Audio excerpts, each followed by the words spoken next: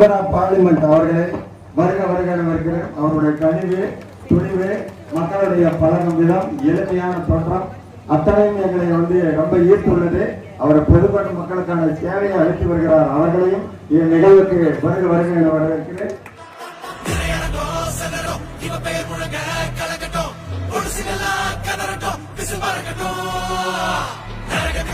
தெரியட்டும், அந்த கவனத்துமே புரியட்டும், உலகத்துக்கே கேட்கட்டும்.